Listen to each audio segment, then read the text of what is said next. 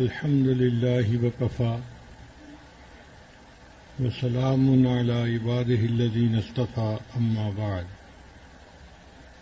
أعوذ بالله من الشيطان الرجيم بسم الله الرحمن الرحيم إذا وقعت الواقعة ليس لوقعتها كاذبة خافضة رافعة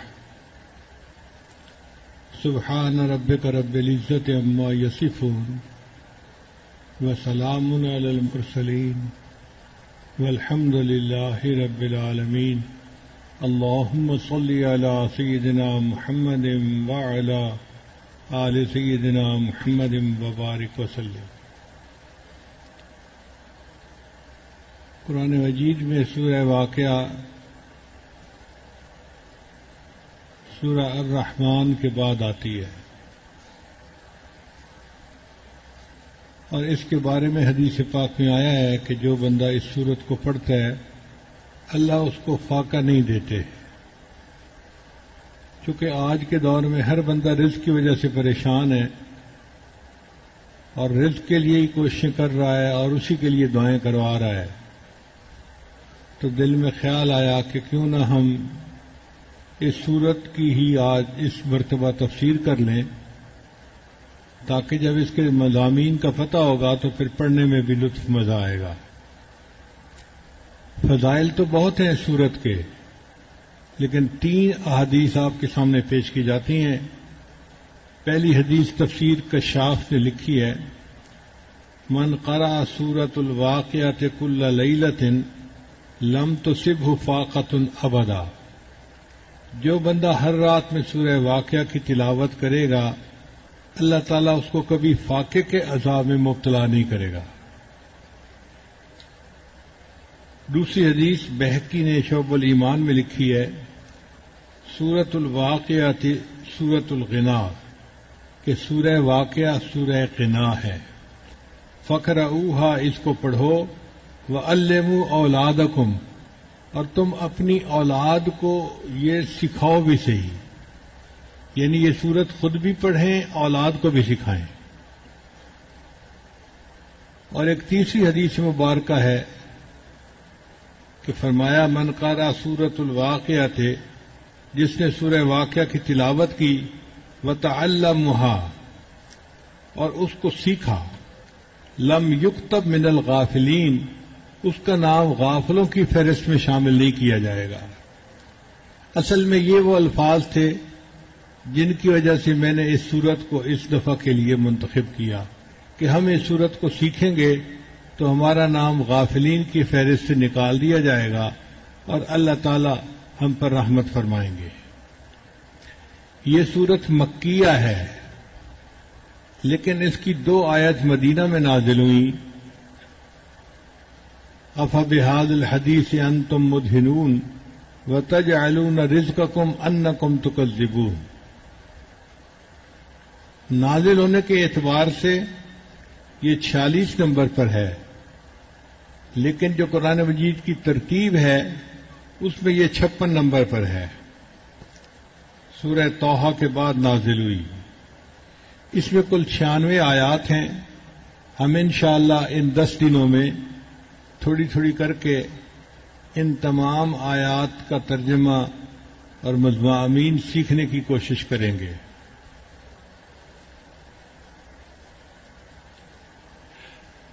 محترم جماعت، قیامت کا تصور شروع دور سے رہا ہے،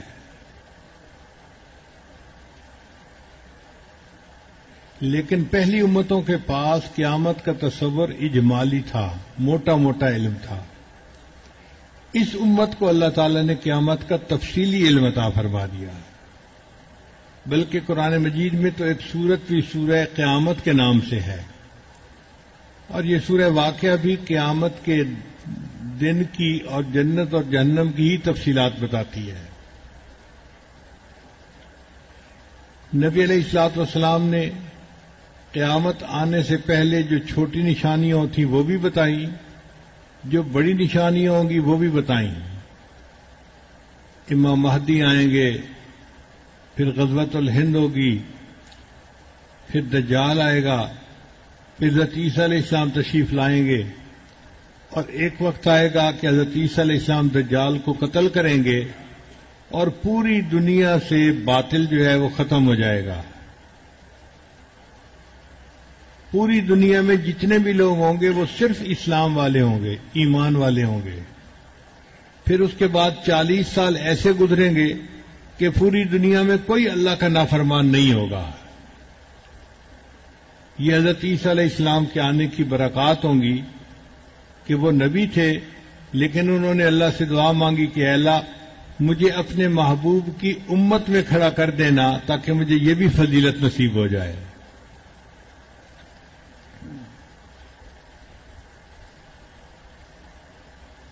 پھر جب عیسیٰ علیہ السلام اس دنیا سے رخصت ہوں گے، اس کے بعد پھر بگاڑ آنا شروع ہوگا، اور وہ پکا بگاڑ ہوگا، حتیٰ کہ پوری دنیا کے اندر شر پھیل جائے گا۔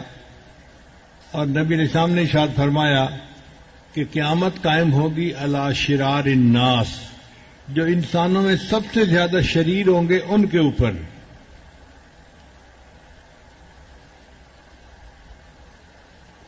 دنیا کے سب لوگ قیامت آنے کو مانتے ہیں، حتیٰ کہ سائنسدان بھی مانتے ہیں، اور جو دہریے ہیں وہ بھی مانتے ہیں۔ یہ نہیں کہ صرف مسلمان مانتے ہیں، باقی مذاہب والے بھی مانتے ہیں، اور جو دہریے ہیں خدا کو نہیں مانتے، دین کو نہیں مانتے، وہ بھی قیامت آنے کو مانتے ہیں، مگر اپنے اپنے نظریات ہیں۔ چنانچہ سائنسدانوں کے نزدیک قیامت آنے کی 3 صورتیں ہیں۔ کچھ سائنسدان یہ کہتے ہیں کہ سورج اپنی مدت حیات مکمل کر لے گا۔ اس کے کیا معنی؟ کہ سورج ایک ستارہ ہے جس میں آگ ہے، اور وہ ہزاروں ڈگری سینٹی گریڈ گرم ہے، اور اس کی آگ زمین کے اوپر بھی 50 ڈگری سینٹی گریڈ کی جو ہے نا وہ گرمی پیدا کر دیتی ہے، اور یہاں پہ ہم گرمی سردی کا موسم دیکھتے ہیں۔ یہ آگ کیوں نکل رہی ہے؟ سائنسی طور پہ اس کی بنیاد یہ ہے کہ اس کے اندر ہر وقت سینکڑوں ہائیڈروجن بم پھٹ رہے ہیں، ہائیڈروجن ہیلیم میں تبدیل ہو رہی ہے، اور اس کی وجہ سے گرمی پیدا ہوتی ہے، اور وہ گرمی زمین کے اوپر زندگی کا باعث بن رہی ہے۔ اب پھٹتے پھٹتے ایک وقت آئے گا کہ جتنی ہائیڈروجن ہے وہ سب استعمال ہو جائے گی اور ہیلیم بن جائے گی، تو اس کے بعد سورج کی گرمی ختم ہو جائے گی، اور جب سورج گرم نہیں رہے گا تو زمین جو ہے وہ 370 ڈگری سینٹی گریڈ مائنس چلی جائے گی۔ آپ بتائیں 0 ڈگری سینٹی گریڈ پہ برف جمتی ہے، اور انسان زیادہ سے زیادہ -20 ڈگری سینٹی گریڈ تک کا تجربہ رکھتا ہے دنیا میں، اور اگر -370 ڈگری ٹیمپریچر ہو جائے تو زندگی تو ممکن ہی نہیں، ہر چیز جم جائے گی۔ تو سائنسدان کہتے ہیں کہ اس طرح زمین پر زندگی ختم ہو جائے گی اور قیامت آ جائے گی۔ کچھ دوسرے سائنسدان یہ کہتے ہیں کہ نہیں، ہر سال زمین کے قریب سے کوئی نہ کوئی ستارہ گزرتا ہے۔ جیسے 1992 میں ایک ستارہ جس کا نام تھا ہیلے کومٹ، وہ زمین کے قریب سے گزرا تھا۔ اس وقت دنیا کے سائنسدان بڑے پریشان تھے کہ اگر یہ ستارہ زمین کے ساتھ ٹکرا گیا تو زمین تو ختم ہو جائے گی اور قیامت آ جائے گی، مگر اس وقت ٹکراؤ نہیں ہوا۔ پھر اس نے 1940 کے بعد دوبارہ زمین کے قریب آنا ہے، اور سائنسدانوں کا خیال ہے کہ اس مرتبہ وہ زمین کے اتنا قریب ہوگا کہ زمین اس کے ساتھ ٹکرائے گی اور ختم ہو جائے گی۔ بعض کہتے ہیں کہ نہیں، ستارے سے نہیں ٹکرائے گی بلکہ زمین کسی بلیک ہول کے قریب سے گزرے گی اور پوری کی پوری زمین بلیک ہول کے اندر چلی جائے گی، تو زمین ختم ہو جائے گی۔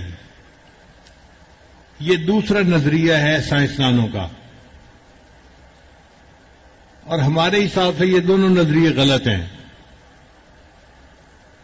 ایک تیسرا نظریہ ہے سائنسدانوں کا جو حقیقت کے زیادہ قریب ہے. وہ نظریہ ہے پھیلتی ہوئی کائنات کا، ایکسپینڈنگ یونیورس. اللہ تعالی نے جب اس کائنات کو بنایا تو یہ کائنات ہر وقت پھیلتی چلی جا رہی ہے، بڑھتی چلی جا رہی ہے. جیسے غبارہ ہوتا ہے نا، اس میں ہوا جائے تو وہ پھیلتا چلا جاتا ہے. یہ کائنات اللہ نے بنائی اور اس کو پھیلا دیا. قرآن مجید میں اللہ فرماتے ہیں وَالسَّمَاءَ بَنَيْنَاهَا بِأَيْدٍ وَإِنَّا لَمُوسِعُونَ. یعنی 1400 سال پہلے جب دنیا سائنس نہیں جانتی تھی، کائنات کو نہیں جانتی تھی، قرآن مجید نے اس وقت بتلا دیا کہ یہ کائنات پھیل رہی ہے، اور آج سائنس کی دنیا اس کو تسلیم کرتی ہے.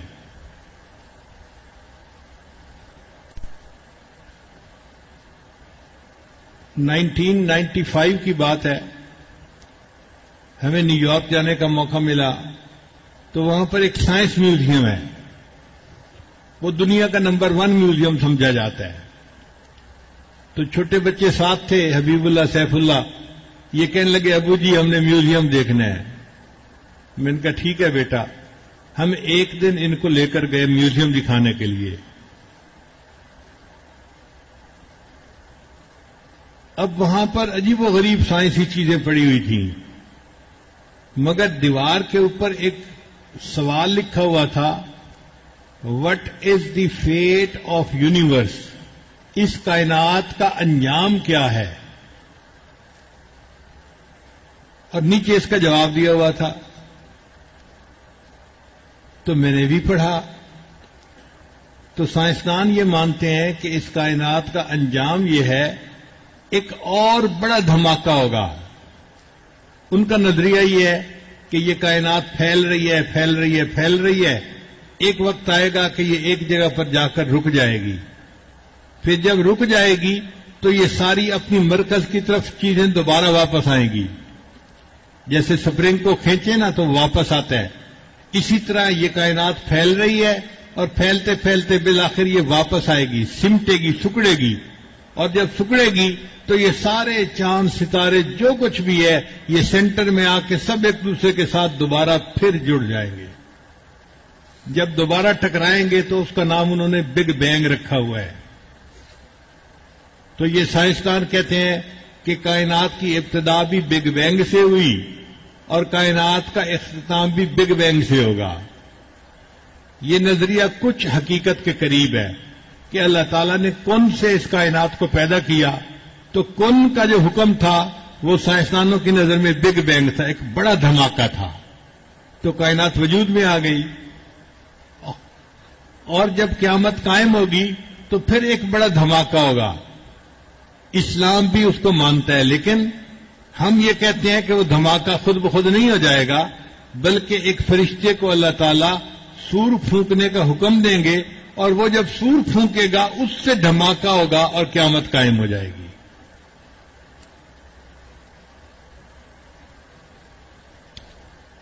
پتہ چلتا ہے کہ دین اسلام کا نظریہ آج بھی حقیقت کے سب سے زیادہ قریب ہے. اس مجمع میں بہت سارے نوجوان ایسے ہیں جو سائنس پڑھے ہوئے ہیں، تو ان کو ذرا بات سمجھنی آسان ہوگی کہ آخر سائنسی اعتبار سے، مادی اعتبار سے قیامت کیسے آئے گی. تو حقیقت سمجھیں. ایک ہوتی ہے ساؤنڈ ویو، اس کے ذریعے سے قیامت قائم ہوگی. عجیب بات ہے کہ 1400 سال پہلے جب دنیا جانتی نہیں تھی کہ ساؤنڈ ویو کے اندر بھی اتنی طاقت ہوتی ہے، اس وقت نبی علیہ السلام نے بتلا دیا کہ قیامت سور پھونکنے سے قائم ہوگی. چنانچہ جو لوگ میوزک چلاتے ہیں نا، یہ بڑے بڑے ڈیک لگاتے ہیں، اور بڑے بڑے ڈیک پہ کئی دفعہ ایسی میوزک ہوتی ہے کہ وہ جب بجتی ہے تو لگتا ہے کہ دیواریں بھی لرز رہی ہیں. ایسا کیوں ہوتا ہے؟ سائنسی طور پہ ہر چیز کی ایک نیچرل فریکوینسی ہوتی ہے. جب نیچرل فریکوینسی اس چیز کی فریکوینسی کے ساتھ مل جاتی ہے تو ریزوننس پیدا ہو جاتی ہے، اور وہ ریزوننس جو ہے وہ پھر اس کو بڑھا دیتی ہے. چنانچہ ریزوننس انجینئرنگ کے لوگ پڑھتے ہیں اور اس سے بہت گھبراتے ہیں. ہم نے ٹربائنیں چلتی دیکھی اور ان میں کسی وجہ سے ریزوننس پیدا ہوئی تو پوری کی پوری مشین جو تھی وہ پھٹ گئی، پرزوں کے اندر چلی گئی، اور اس کے پرزے سینکڑوں میٹر دور جا کے گرتے ہیں. یہ ریزوننس اتنی عجیب چیز ہوتی ہے.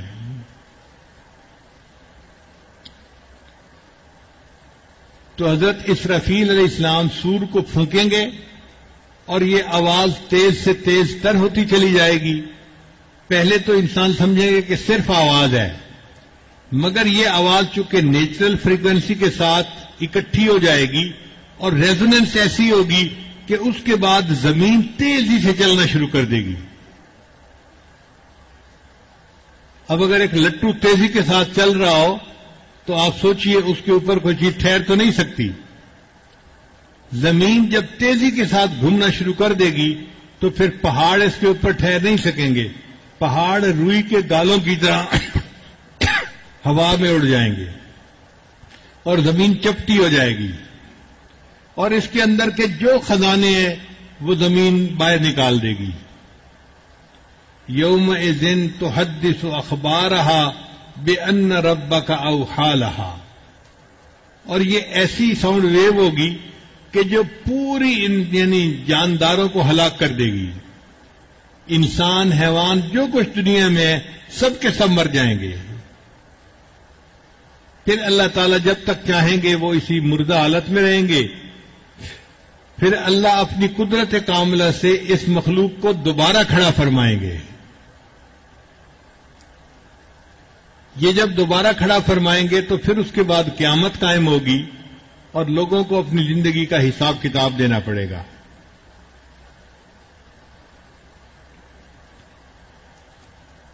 اب اس صورت واقعہ کا ربط کیا ہے؟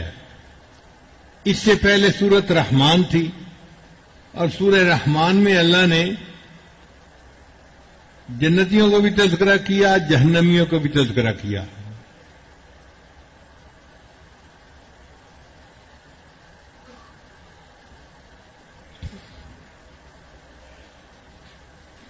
فرمایا متقین علی رفرف خضر و عبقری حسان. یہ سورہ الرحمن کی آیت ہے جنتیوں کے بارے میں. فرمایا وَلِمَنْ خَافَ مَقَامَ رَبِّهِ جنتان. تو ان آیات میں جنت کا تذکرہ ہے، اور کچھ آیات میں جہنم کا بھی تذکرہ ہے اور جہنمیوں کا بھی تذکرہ ہے. اللہ فرماتے ہیں یعرف المجرمون بسیماہم فیؤخذ بالنواصی والاقدام. تو جنتیوں کا اور جہنمیوں کا اس صورت میں تذکرہ ہے. چونکہ سورہ رحمان میں ان کا تذکرہ تھا تو اللہ نے سورہ واقعہ میں اس تذکرے کو مزید تفصیل سے بیان فرما دیا. لہذا سورہ رحمان کے ساتھ سورہ واقعہ کے ایک جو ہے ربط سامنے آ گیا. پھر سوال پیدا ہوتا ہے کہ سورہ واقعہ کا سورہ حدید کے ساتھ کیا ربط ہے؟ سورہ واقعہ کے بعد سورہ حدید آتی ہے. تو مفسرین نے بیان کیا کہ اللہ تعالیٰ نے سورہ واقعہ کے آخر پہ فرمایا فسبح باسم ربک العظیم، کہ اپنے رب کے نام کی تسبیح بیان کیجیے جو عظمت والا رب ہے. تو یہ سورہ واقعہ کا اختتامی فقرہ تھا. اور سورہ حدید کو اللہ نے پھر سبح للہ ما فی السماوات و ما فی الارض اس سے شروع فرما دیا. تو آپس میں دونوں کے مناسبت بھی ہو گئی. تو گویا سورہ واقعہ کی اپنے سے پہلے سورت کے ساتھ بھی ربط ہے اور اپنے سے بعد کی سورت کے ساتھ بھی ربط ہے.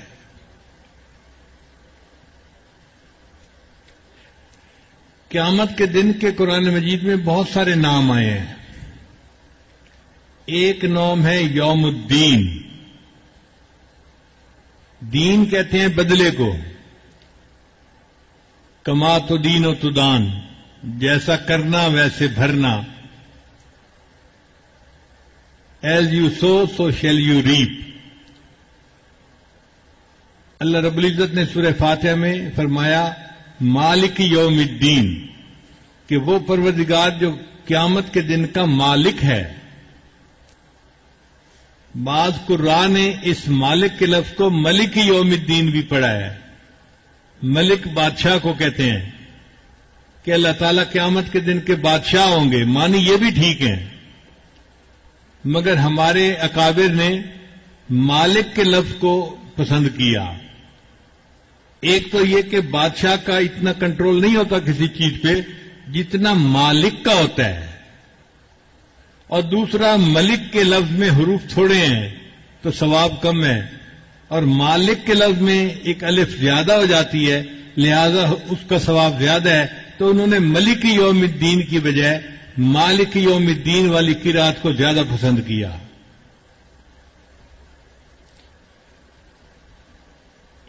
قرآن مجید میں کئی آیات میں اس دن کا تذکرہ ہے۔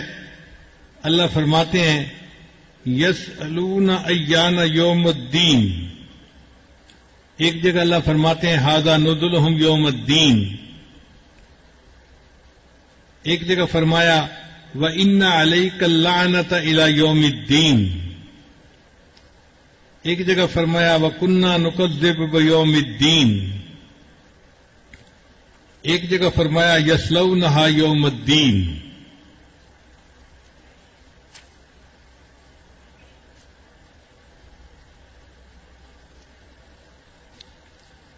ایک اس سورت کا نام ہے یوم الآخر، آخرت کا دن۔ چنانچہ اللہ تعالیٰ فرماتے ہیں وَمِنَ النَّاسِ مَن يَقُولُ آمَنَّا بِاللَّهِ وَبِالْيَوْمِ الْآخِرِ، ایک جگہ فرمایا وَالَّذِينَ يُؤْمِنُونَ بِالْآخِرَةِ يُؤْمِنُونَ بِهِ، ایک جگہ اللہ تعالیٰ فرماتے ہیں إِنَّمَا يَعْمُرُ مَسَاجِدَ اللَّهِ مَنْ آمَنَ بِاللَّهِ وَالْيَوْمِ الْآخِرِ، ایک اس کا نام ہے یوم القیامہ۔ اللہ تعالیٰ ارشاد فرماتے ہیں وَيَوْمُ الْقِيَامَةِ يُرَدُّونَ إِلَىٰ أَشَدِّ الْعَذَابِ، ایک جگہ اللہ فرماتے ہیں اللہ لا الہ الا ہو لَيَجْمَعَنَّكُمْ إِلَىٰ يَوْمِ الْقِيَامَةِ،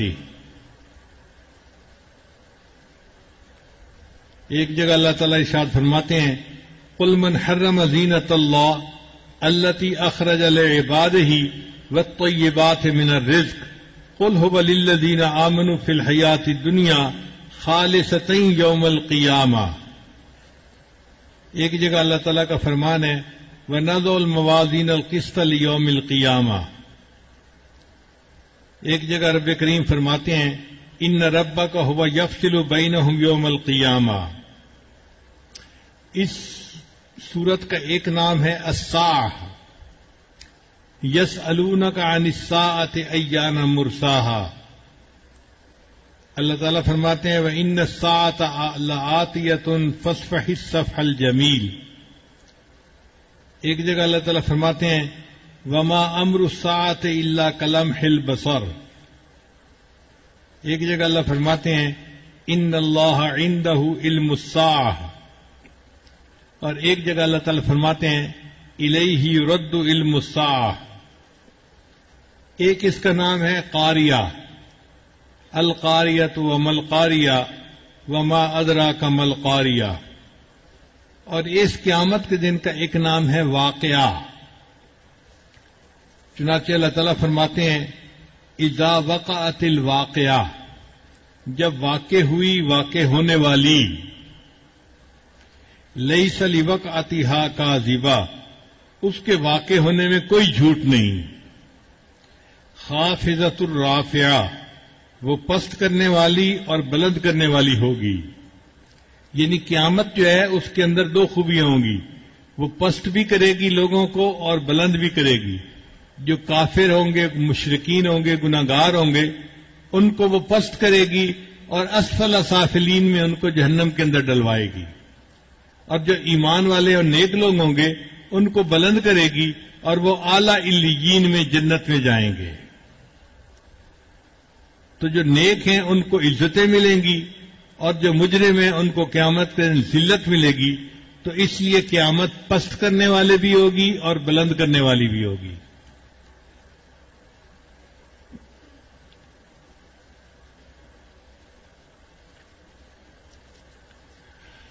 اور سچی بات تو یہ ہے کہ انسان کی آخرت کا فیصلہ قیامت کے دن ہوگا. اس دن ہر انسان کے اعمال کو کھولا جائے گا. اگر اللہ کی رحمت ہو گئی تو وہ بندہ جنت میں جانے والا ہوگا، اور اگر اللہ رب العزت نے اس کا حساب لیا تو وہ بالآخر بندہ پکڑا جائے گا اور جہنم میں جائے گا. اس لیے قیامت کے دن سے ہر مومن کو ڈرنا چاہیے، دل میں خوف ہونا چاہیے کہ معلوم نہیں قیامت کے دن ہمارے ساتھ کیا ہوگا. اس لیے ام المومنین سیدہ صدیقہ رضی اللہ تعالی عنہا جو امت کی ماں ہیں، نبی علیہ السلام کی محبوبہ ہیں، اور جن کو نبی علیہ الصلوۃ والسلام سے اتنی دعائیں ملی، اتنی محبت ملی، اتنا پیار ملا، وہ بھی قیامت کے دن سے ڈرتی تھی. ایک مرتبہ پوری رات یہ آیت پڑھتی رہیں، وَبَدَا لَهُم مِّنَ اللَّهِ مَا لَمْ يَكُونُوا يَحْتَسِبُونَ، اور ان کو قیامت کے دن ایک ایسا معاملہ پیش آئے گا جس کی وہ توقع ہی نہیں رکھتے تھے. وہ تو سوچتے تھے کہ ہم تو نیک ہیں اور قیامت کے دن بڑی عزتیں ہوں گی اور بڑی قیامت کے دن ہمیں جو ہے وہ پروٹوکول ملے گا اور ہم شان سے جنت میں جائیں گے. اور وہ جانتے ہی نہیں تھے کہ قیامت کے دن اللہ ان کے گناہوں پہ ان کو دھر لیں گے. اب اس آیت کو پڑھ کے وہ پوری رات روتی رہتی تھی. اللہ تعالی ہمیں بھی قیامت کے دن کا خوف عطا فرمائے تاکہ اس دن کا خوف ہمیں نیکی کے اوپر جما دے اور گناہوں سے بچا دے. تو 3 آیتیں تھیں جن کا ترجمہ آج ہم نے پڑھا. اذا وقعت الواقعہ، جب واقع ہوئی واقع ہونے والی، لیس لوقعتھا کاذبہ، اس کے واقع ہونے میں کوئی جھوٹ نہیں. خافضۃ الرافعہ، وہ پست کرنے والی اور بلند کرنے والی ہوگی. اللہ تعالیٰ نے قیامت کے دن کے جو ہے نا تصور کو بڑا کھول کے بیان کیا کہ کفار یہ نہ سمجھیں کہ بس یہ دنیا کی زندگی ہے، پھر ہم اگر مر گئے تو ہمیں کون زندہ کرے گا، اور کوئی آخرت نہیں اور کوئی قیامت نہیں آئے گی. اللہ نے فرمایا کہ یہ سچی بات ہے، تم اسے جھٹلا نہیں سکتے، یہ واقع ہو کے رہے گی اور بالآخر تمہیں ایک دن اپنے رب کے سامنے کھڑا ہونا پڑے گا. یوم یقوم الناس لرب العالمین، قیامت کے دن بندے اپنے رب کے سامنے کھڑے ہوں گے. تو ایک دن آئے گا کہ ہمیں اپنے رب کے سامنے کھڑا ہونا پڑے گا اور اپنی پوری زندگی کا حساب دینا پڑے گا. اور یہ بات عقل بھی تسلیم کرتی ہے کہ دنیا میں کوئی بندہ اگر نیکی کرتا ہے تو ایک وقت آنا چاہیے کہ اس کو نیکی کا اجر دیا جائے، اور کوئی بندہ اگر بدکاری کی زندگی گزارتا ہے تو کوئی وقت آنا چاہیے کہ اس کو اس کی برائی کی سزا دی جائے. تو سزا اور جزا اس کو عقل بھی مانتی ہے، اور دین اسلام نے کہا کہ ایسا ایک دن ہے سزا اور جزا کا جس کو یوم القیامہ اللہ نے فرمایا ہے.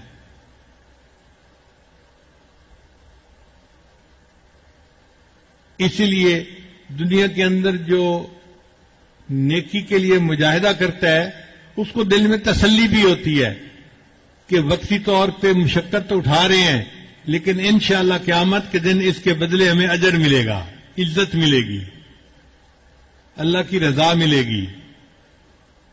اور جو برے ہوتے ہیں ان کے دل میں ایک ڈر بھی ہوتا ہے کہ دنیا میں تو ہم منمانی کر رہے ہیں، لیکن ایک وقت آئے گا کہ ہم سے اس بارے میں پوچھا جائے گا اور ہمیں اپنے اللہ کے سامنے اپنے عملوں کا حساب دینا ہوگا. تو دل ڈرتا ہے کہ ہم کسی کے ساتھ زیادتی نہ کریں، کسی کے ساتھ برا نہ کریں. تو قیامت کا تصور مومن کے ایمان کو اور مضبوط کر دیتا ہے.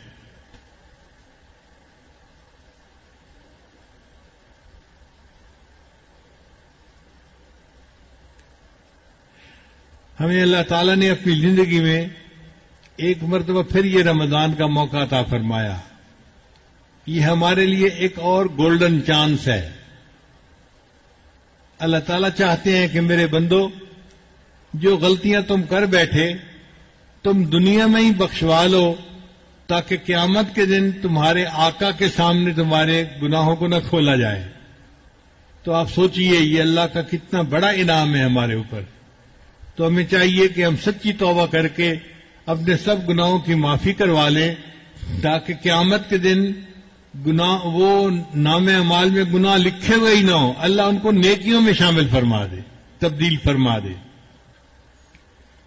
چنانچہ حدیث پاک میں آتا ہے، ایک مرتبہ نبی علیہ السلام نے دعا مانگی، یا اللہ میری امت کا حساب قیامت کے دن مجھے لینے کے لیے حق دے دے۔ تو اللہ تعالیٰ نے پوچھا، میرے محبوب آپ ایسی دعا کیوں مانگتے ہیں؟ تو نبی علیہ السلام نے عرض کیا، اے اللہ میں چاہتا ہوں کہ جب امت کا حساب میں لوں گا تو میری امت کے گناہ دوسروں امتوں کے سامنے نہیں کھلیں گے، شرمندگی سے بچ جائیں گے۔ تو اللہ نے فرمایا کہ میرے محبوب صلی اللہ علیہ وسلم آپ فکر نہ کریں، میں آپ کی امت کا معاملہ ایسے کروں گا کہ ان کے بڑے بڑے گناہوں کو دنیا ہی میں معاف کر دوں گا، اور جب یہ قیامت کے دن میرے پاس آئیں گے تو بڑے بڑے گناہ پہلے ہی معاف ہو چکے ہوں گے۔ چنانچہ دنیا میں انسان کو جو تکلیف پہنچتی ہے اس پر گناہ معاف ہوتے ہیں، جو بیماری آتی ہے اس پر گناہ معاف ہوتے ہیں، جو دنیا کے اندر تکلیف آتی ہے اس پر گناہ معاف ہوتے ہیں، حتیٰ کہ جب موت کی سکرات کا وقت آتا ہے اس پر گناہ معاف ہوتے ہیں، حتیٰ کہ قبر میں جو ضبط قبر پیش آئے گا اس پر گناہ معاف ہوں گے، جو موت کے وقت تکلیف ہوتی ہے اس پر بھی گناہ معاف ہوں گے۔ تو یہ بہانے ہیں جو اللہ نے اپنے محبوب کے امتیوں کے بخشنے کے لیے بنا دیے، اور اگر کچھ لوگ ہوں گے کہ جن کے گناہ بچ بھی جائیں گے تو اللہ قیامت کے دن بہانے سے ان کے گناہ معاف کر دیں گے۔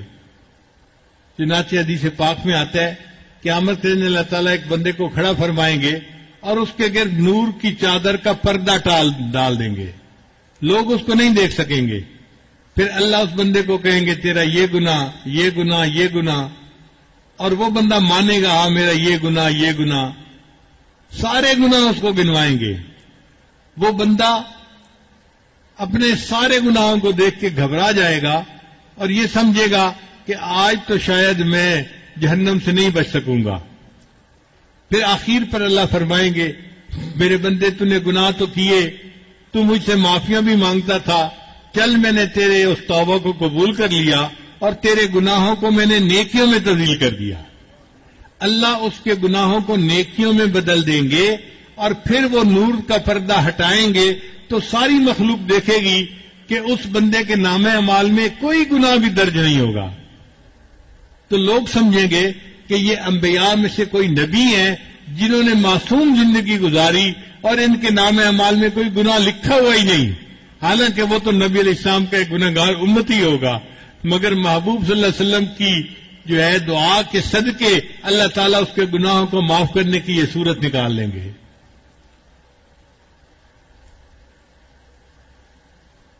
ہم بھی یہی دعا کرتے ہیں کہ اے اللہ ہم آپ کے گناہگار بندے ہیں، آپ ہم پر رحمت کی نظر فرما دیجئے، ہمارے سب گناہوں کو معاف فرما دیجئے اور قیامت کے ان کی ذلت سے اللہ ہمیں محفوظ فرما دیجئے۔ کتنی عجیب بات ہے، ہم سے تو دو بندوں کے سامنے کی ذلت برداشت نہیں ہوتی، قیامت کے دن تو ساری مخلوق کے سامنے کی ذلت ہوگی۔ قیامت کے دن تو انبیاء بھی دیکھیں گے، اولیاء بھی دیکھیں گے، اور شاگرد کے عمل استاد دیکھیں گے اور استاد کے عمل شاگرد دیکھیں گے۔ آپ سوچئے آج اگر کسی ماں کو کہہ دیا جائے کہ میری بندی بتا، یا تو ہم تیری زندگی کے سارے حالات تیری اولاد کے سامنے کھولتے ہیں یا پھر تو خود ہی جہنم میں چلی جا، تو میرا تو خیال ہے کہ وہ عورت رو کے یہی کہے گی کہ یا اللہ میری زندگی کی تفصیل میری اولاد کے سامنے نہ کھول دینا، مجھے رسوا نہ کر دینا، میں خود ہی جہنم میں چلی جاتی ہوں۔ تو آج گناہوں سے معافی مانگنا آسان ہے، اللہ تعالی ہم پر رحمت کی نظر فرمائے اور ہمیں اللہ تعالیٰ قیامت دن کی ذلت اور رسوائی سے محفوظ فرمائے، اور اس دن ہمیں اپنے محبوب صلی اللہ علیہ وسلم کے سامنے عزت کا وقت نصیب فرمائے۔ چنانچہ نبی علیہ السلام نے ایک حدیث میں ارشاد فرمایا، اے میرے امتیو، لا تسودوا وجہی یوم القیامہ، تم قیامت کے دن میرے چہرے کو سیاہ نہ کرنا۔ چہرے سیاہ کا کیا مطلب؟ کہ جب بندہ کسی ناپسندیدہ بات کو دیکھتے ہیں نا تو چہرہ مرجھا جاتا ہے۔ تو محبوب صلی اللہ علیہ وسلم نے فرمایا کہ اگر قیامت کے دن تمہارے نامہ اعمال کو کھولا جائے گا اور اس میں بڑے بڑے گناہ ہوں گے تو اس دن میرا چہرہ مرجھا جائے گا، تم قیامت کے دن میرے چہرے کو سیاہ نہ کر دینا۔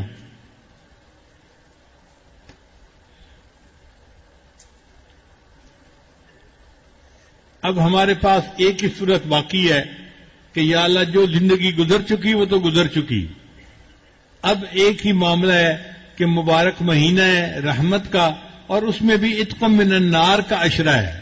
اللہ بس آپ اپنی رحمت کے ساتھ ہمارے گناہوں کو معاف کر دیجئے اور ہمیں قیامت کے دن محبوب صلی اللہ علیہ وسلم کے سامنے کی ذلت و رسوائی سے محفوظ فرما لیجئے۔ یہی بات تو علامہ اقبال نے کہی تھی، تو غنی از ہر دو عالم من فقیر۔ اے اللہ تو دو عالم سے غنی ہے اور میں ایک فقیر ہوں۔ تو غنی از ہر دو عالم من فقیر، روز محشر عذر ہائے من پذیر۔ اے اللہ قیامت کے دن میرے عذروں کو قبول کر لینا۔ گر تمی بینی حسابم ناگزیر، اور اگر اللہ تو یہ فیصلہ کرے کہ میرا حساب تو نے لازمن لینا ہے، از نگاہ مصطفیٰ بنا بغیر، اللہ پھر مصطفیٰ کریم کے سامنے میرا حساب نہ لینا، مجھے ان کے سامنے بہت شرمندگی ہوگی۔ مولانا الیاس رحمۃ اللہ علیہ جو بانی ہے تولی جماعت کے، وہ فرمایا کرتے تھے کہ اس شعر کے کہنے پر اللہ نے اس بندے کی مغفرت فرما دی، میرا یہ گمان ہے۔ اتنا یہ اعلیٰ شعر ہے کہ وہ فرمایا کرتے تھے کہ اس شعر کو لکھنے پر اللہ نے، میرا گمان ہے اللہ نے قیامت کے دن اس کی مغفرت فرما دینی ہے۔ ہمارے اوپر بھی اللہ رحمت کی نظر فرمائے اور قیامت کے دن ہماری بھی بخشش فرما دے، اور قیامت کے دن کو ہمارے لیے بخشش کا دن بنا دے۔ وآخر دعوانا ان الحمد للہ رب العالمین۔